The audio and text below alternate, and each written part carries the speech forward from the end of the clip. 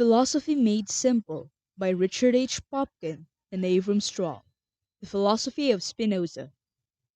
The estimation of Spinoza as a philosopher has varied considerably since his death in 1677. Some critics unhesitatingly label him as the greatest of all ethicists. Others, who read the intricate body of discourse in which most of his ethical opinions are found, ethics, consider it to be a collection of muddles. They hold that it is confused in two ways. First, because it uses the geometrical method of Euclid to attempt to arrive at ethical conclusions, which, these critics contend, is a method not fitting to moral subjects. Second, they argue that the system is poorly constructed. The definitions of crucial terms are often not clear, and certain proofs of the theorems do not go through. But both of these opinions are now regarded by the majority of philosophers as extreme. The consensus seems to be that, even granting the defects of this methodology, Spinoza must be reckoned one of the towering figures in the history of ethics. Those who adhere to this appraisal say it is no overestimation to rank him as one of the two or three greatest writers in morals to appear in the European tradition since the time of the Greeks. Spinoza was born on November 24, 1632, in Amsterdam, where his family had settled as Jewish refugees from the Inquisition in Spain and Portugal. Spinoza studied in the school run by the Spanish and Portuguese synagogue, which taught Jewish religious subjects as well as some of the general courses then being followed in Spain. Spinoza became familiar with the works of certain medieval Jewish thinkers, such as Abraham ibn Ezra and Moses Maimonides. He also seems to have imbibed some of the early ideas of the biblical critics, and possibly some of the new scientific ideas of the time. Apparently, he rebelled against the religious teachings of the Jewish community, and he was excommunicated in the summer of 1656. The excommunicating document reads, in part, as follows: "The heads of the ecclesiastical council hereby make known that already, well assured of the evil opinions and doings of Baruch de Spinoza, they have endeavored in sundry ways and by various promises to turn him from his evil courses. But as they have been unable to bring him to any better way of thinking, on the contrary, as they are every day better certified of the horrible heresies entertained and avowed by him, and of the insolence with which these heresies are promulgated and spread abroad, and many persons worthy of credit having borne witness to these in the presence of the said Spinoza, he has been held fully convicted of the same. Review having therefore been made of the whole matter before the chiefs of the ecclesiastical council, it has been resolved, the councillors assenting thereto, to anathemize the said Spinoza, and to cut him off from the people of Israel, and from the present hour to place him in anathema, with the following malediction: Let him be cursed by the mouths of the 7 angels who preside over the 7 days of the week, and by the mouths of the angels who follow them and fight under their banners. Let him be cursed by the 4 angels who preside over the 4 seasons of the year, and by the mouths of all the angels who follow them and fight under their banners. Let God never forgive him for his sins. Let the wrath and indignation of the Lord surround him and smoke forever on his head. Let all the curses contained in the book of the law fall upon him. And we warn you that none may speak with him by word of mouth, nor by writing, nor show any favor to him, nor be under one roof with him, nor come within 4 cubits of him, nor read any paper composed by him." Driven out by the Jews, Spinoza at first lived with some unaffiliated Christians, the Collegians, and then spent the remainder of his short life living quietly without any riches or luxuries. He ground lenses for a living. In fact, is supposed to have died of a lung infection contracted from glass dust, and wrote philosophy in his spare time. In his personal life, Spinoza of all the great philosophers comes closest to being a saint. On the day of his death he was calm and unafraid. In his life, in spite of vicious attacks made upon him, he rarely became angry, rarely lost his reasonableness. When Jan de Witt, the leader of the Dutch Republic, was murdered, Spinoza is supposed to have become very angry and denounced the populace who cheered the deed. In order to understand the attraction that Spinoza's philosophy has had for subsequent thinkers, we shall here quote at length from the opening of his unfinished treatise entitled On the Improvement of the Understanding, which is one of the most brilliant pieces of philosophical writing in existence. The undogmatic, honest attempt to discover the good life comes through to the reader with a tremendous impact. Spinoza writes: After experience had taught me that all the usual surroundings of social life are vain and futile, seeing that none of the objects of my fears contain in themselves anything either good or bad, except in so far as the mind is affected by them, I finally resolved to inquire whether there might be some real good having power to communicate itself, which should affect the mind singly to the exclusion of all else; whether, in fact, there might be anything of which a discovery and attainment would enable me to enjoy continuous, supreme, and unending happiness. I say I finally resolved, for at first sight it seemed unwise willingly to lose hold on what was sure for the sake of something then uncertain. I could see the benefits which were acquired through fame and riches, and that I should be obliged to abandon the quest of such objects, if I seriously devoted myself to the search for something different and new. I perceived that if true happiness chanced to be placed in the former, I should necessarily miss it, while if on the other hand it were not so placed, and I gave them my whole attention, I should equally fail. I therefore debated whether it would not be possible to arrive at a new principle, or at any rate at a certainty concerning its existence, without changing the conduct and usual plan of my life. With this end in view I made many efforts, but in vain.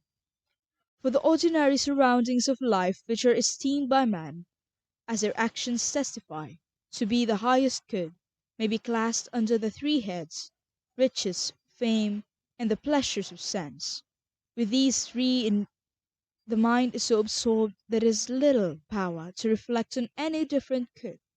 By sensual pleasure the mind is enthralled to the extent of quiescence, as if the supreme good were actually attained, so that it is quite incapable of thinking of any other object.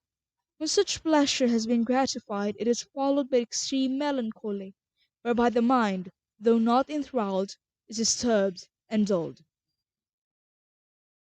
The pursuit of honours and riches is likewise very absorbing, especially if such objects be sought simply for their own sake, inasmuch as they are then supposed to constitute the highest good.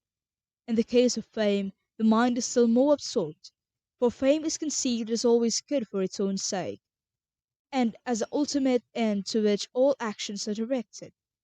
Further, the attainment of riches and fame is not followed, as in the case of sensual pleasures, by repentance, but the more we acquire, the greater is our delight, and consequently the more we are incited to increase both the one and the other.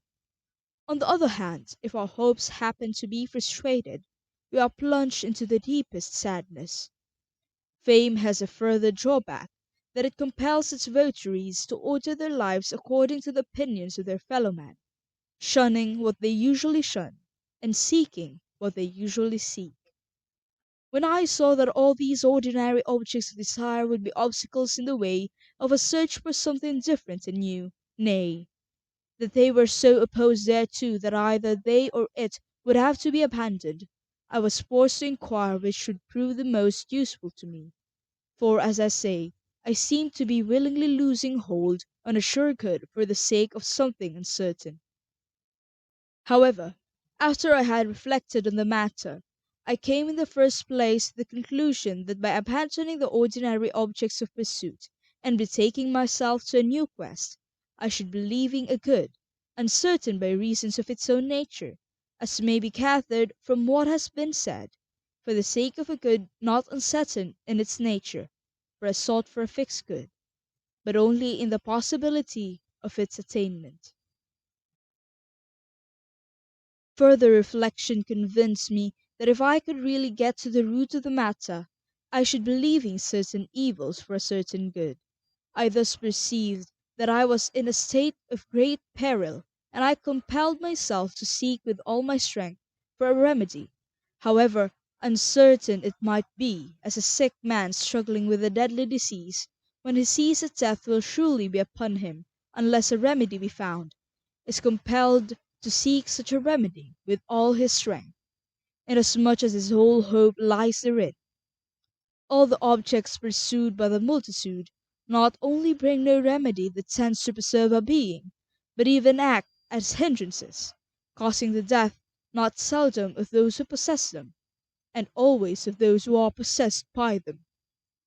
There are many examples of men who have suffered persecution, even to death, for the sake of their riches, and of men who in pursuit of wealth have exposed themselves to so many dangers that they have paid away their life as a penalty for their folly.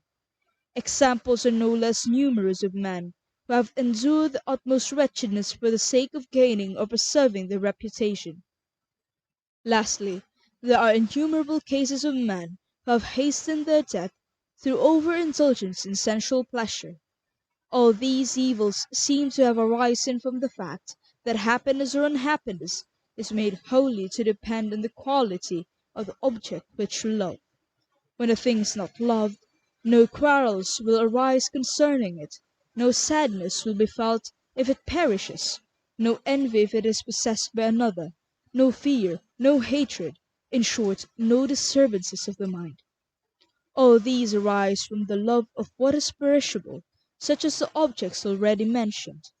But love toward a thing eternal and infinite feeds the mind wholly with joy, and is itself unmingled with any sadness, wherefore it is greatly to be desired and sought for all our strength. Yet it was not at random that I used the words, if I could go to the root of the matter, for though what I have urged was perfectly clear to my mind, I could not forthwith lay aside all love of riches, sensual enjoyment, and fame. One thing was evident, namely that while my mind was employed with these thoughts, it turned away from its former objects of desire, and seriously considered the search for a new principle.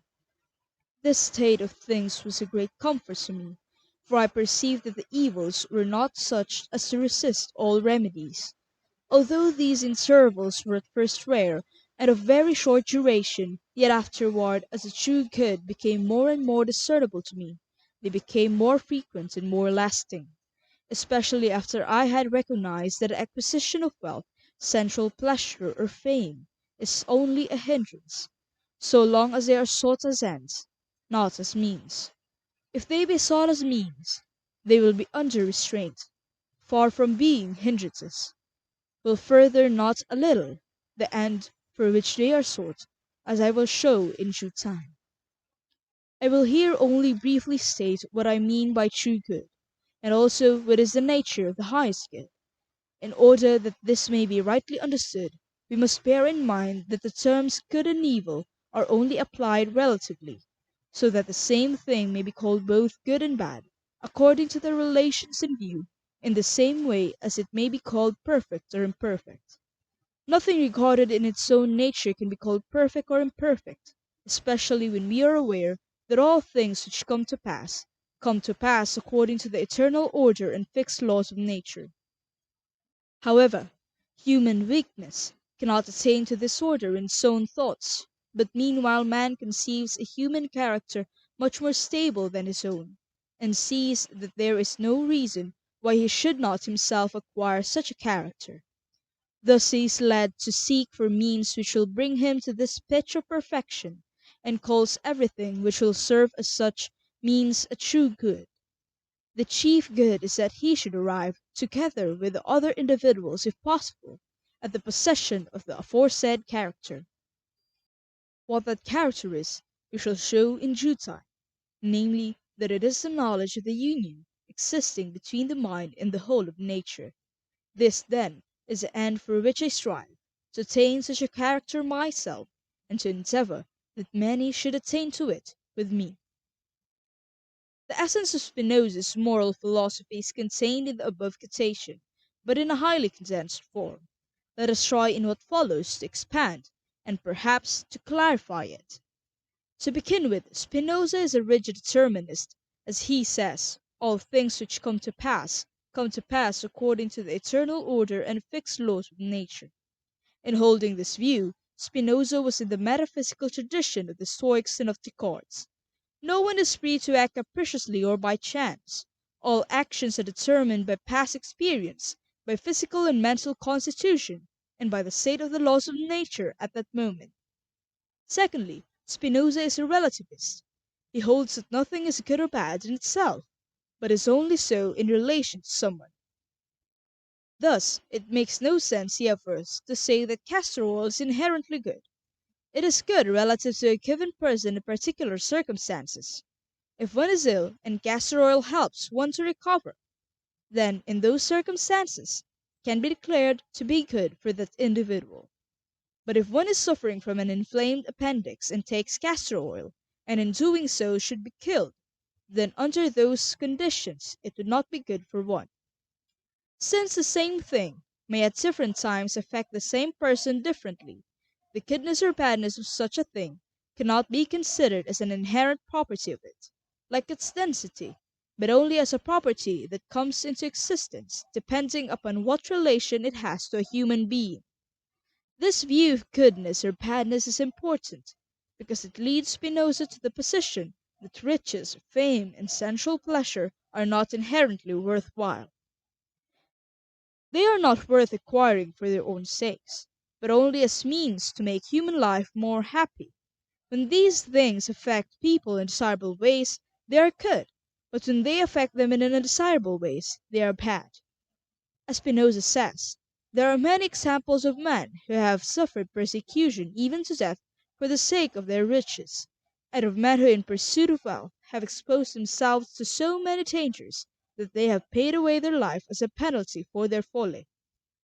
Given, therefore, the two facts that all events are determined by natural laws, so that people are not free, and also that things are not good or bad in themselves, then what does the good life consist in? According to Spinoza, such a life consists in the possession of a certain attitude toward the world. This attitude is in part emotional and in part rational. The rational part of it consists in the recognition of the truth that all events are determined, the emotional part in an acceptance of this fact. It is, as he says, the knowledge of the union existing between the mind and the whole of nature. Otherwise put, Spinoza is arguing that a person will be happy when he or she comes to understand that there are limits to human power. By understanding that everything that happens must happen necessarily, one will no longer dissipate one's energy in struggling against these events. If a friend dies, it is pointless to give vent to emotion. It is part of the natural pattern. By looking at every event as part of a large system, in the context of eternity, to use his phrase, one will no longer be upset and frightened by the events that occur in life. In this way, one can live a happy life. Spinoza's philosophy can thus be interpreted as offering guidance that, if followed, will enable people to avoid fear, anxiety, and unhappiness. These arise only when we become slaves to our emotions. The person who does not take the broad view is in human bondage. But one can liberate oneself by understanding that the course of nature is predestined, and also by understanding that nothing is good or bad in itself, but that it only becomes good or bad depending upon how it affects us. By adjusting our outlook, we can finally develop an attitude toward the world that will liberate us from our emotional slavery to it, and when this happens, we will be living the good life. As we have already pointed out, Spinoza's masterpiece is Ethics. This great work is regarded by many philosophers as one of the most difficult philosophical texts to understand. Hence any interpretation of Spinozistic philosophy, such as the one we have given above, which is in part based on ethics, must be considered by the reader as a brief introduction rather than as a definitive passage, which briefly summarizes the book. Spinoza writes: I have finished everything I wished to explain concerning the power of the mind over the emotions and concerning its freedom. From what has been said, we see what is the strength of the wise man, and how much he surpasses the ignorant who is driven forward by lust alone. For the ignorant man is not only agitated by external causes in many ways, and never enjoys true peace of soul, but lives also ignorant, as it were both of God and of things, and as soon as he ceases to suffer, ceases also to be. On the other hand, the wise man, in so far as he is considered such, is scarcely ever moved in his mind, but, being conscious by a certain external necessity of himself, of God, and of things, never ceases to be, and always enjoys true peace of soul. If the way which, as I have shown, leads hither seems very difficult, it can nevertheless be found. It must indeed be difficult, since it is so seldom discovered. For if salvation lay ready to hand, and could be discovered without great labour, how could it be possible that it should be neglected almost by everybody? But all noble things are as difficult as they are rare. Criticism of Spinoza. Spinoza's ethics has difficulties similar to those we find in Stoicism. To begin with, Spinoza did not effectively resolve the conflict that exists between determinism and freedom. He believed that if an individual could come to understand that what comes to pass must come to pass, he or she could learn to accept this fact and in this way could achieve peace of mind. But if all events in nature are determined, then one is essentially powerless to alter his or her attitudes. Either one will be determined to have the sort of attitude Spinoza suggests, or one will be determined not to have it. But if the latter, there's nothing one can do about acquiring it. A second difficulty concerns the Spinozistic doctrine of taking the broad view of human life, or the view sub specie eternitatis, as he puts it, in the context of eternity.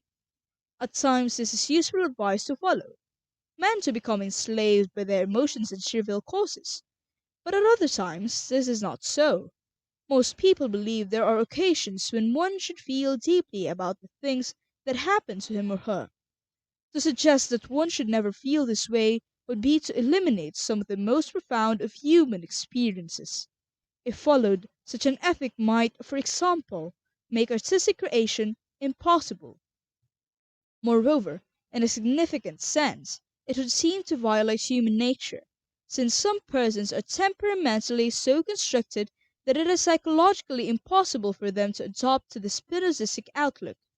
For these reasons, such an ethic could not be expected to have a widespread and permanent appeal, and this has indeed been the fate of Spinoza's system.